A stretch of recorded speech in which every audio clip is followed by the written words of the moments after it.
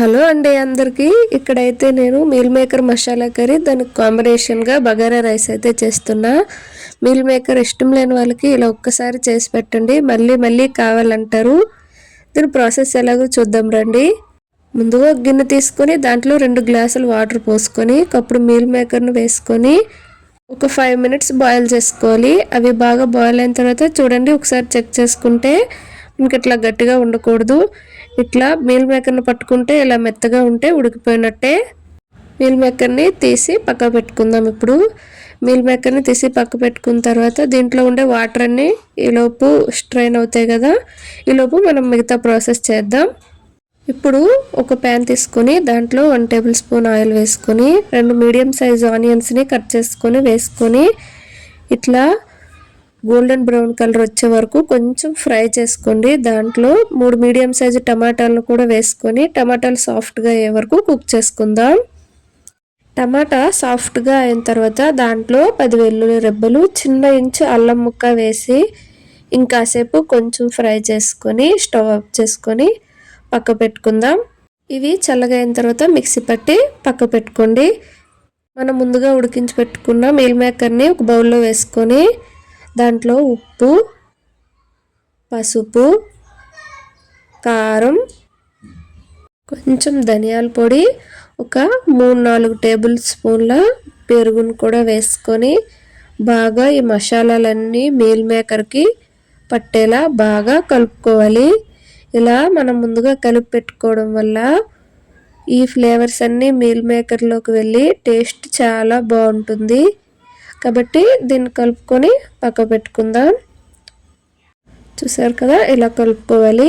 ఇప్పుడు ఒక ప్యాన్ తీసుకొని దాంట్లో 1 టేబుల్ స్పూన్ ఆయిల్ వేసుకొని ముందుగా మనం కలిపి పెట్టుకున్న మీల్ మేకర్ను కూడా వేసుకొని బాగా మీడియం ఫ్లేమ్లోనే బాగా ఈ ఫ్లేవర్స్ అన్నీ మీల్ మేకర్లోకి ఎగిరిపోయేలా బాగా కలుపుకోవాలి. ఇట్లా బాగా మీల్ మేకర్లోకి ఫ్లేవర్స్ అన్నీ పట్టేలా బాగా కలుపుకున్న తర్వాత వీటిని తీసి పక్క పెట్టుకుందాం.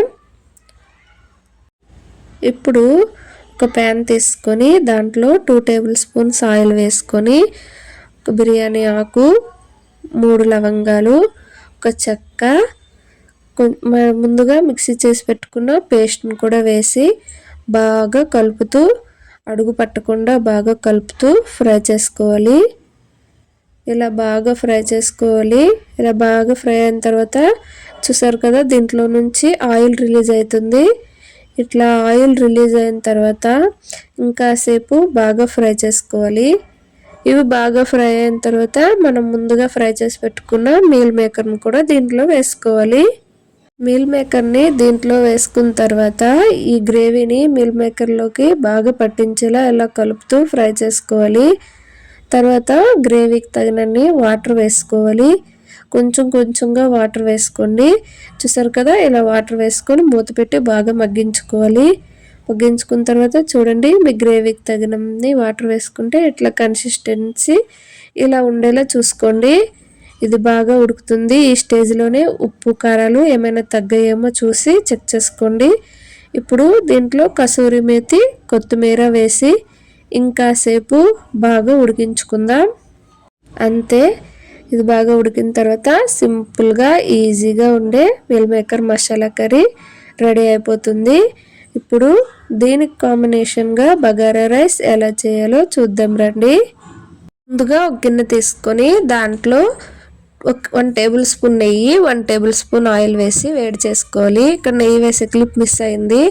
దాంట్లో 2 బిర్యానీ ఆకులు, 4 లవంగాలు, ఒక మరాఠీ మొగ్గ, ఒక జాజి పువ్వు, ఒక యాలక్కాయ, ఒక దాల్చిన చెక్క వేసుకోవాలి. దీని పేరేంటో నాకు తెలీదు, మీకు ఏమైనా తెలిస్తే కామెంట్ చేయండి. ఇప్పుడు బాగా ఫ్రై అయిన తర్వాత 2 మీడియం సైజ్ ఆనియన్స్ని కట్ చేసి వేసుకోండి. తర్వాత 3 పచ్చిమిర్చిలను కూడా కట్ చేసి వేసుకొని బాగా ఫ్రై చేసుకోవాలి. ఆనియన్స్ బ్రౌన్ కలర్లోకి వచ్చిన తర్వాత 1 టేబుల్ స్పూన్ అల్లం వెల్లుల్లి పేస్ట్ వేసుకొని బాగా ఫ్రై చేసుకోవాలి. అల్లం వెల్లుల్లి పేస్టు పచ్చివాసన పోయే వరకు బాగా ఫ్రై చేసుకోవాలి. ఇక్కడ మీరు ముందుగానే గ్లాసు బియ్యం నానబెట్టుకున్నా, అది షూట్ చేయడం మర్చిపోయా. ఇప్పుడు ఒక గ్లాస్ బియ్యానికి 2 గ్లాసుల వాటర్ వేసుకోవాలి. ఇవి బాస్మతి రైస్ వాడుతున్నా, కానీ అవి పాతవి. సో అందుకని నేను 1 గ్లాస్కి 2 గ్లాసెస్ ఆఫ్ వాటర్ తీసుకున్నా. ఇక్కడైతే మీరు పుదీనా వేసుకోండి, నా దగ్గర అవైలబుల్ లేదు కాబట్టి నేను వేసుకోవట్లేదు. మీకు టేస్ట్కి తగినంత సాల్ట్ కూడా వేసుకొని బాగా కలిపి మూత పెట్టి వాటర్ బాగా మరిగేలా మరిగించుకోండి. ఇప్పుడు దీంట్లో మనం ముందుగా నానబెట్టి పెట్టుకున్న రైస్ని కూడా వేసుకోవాలి.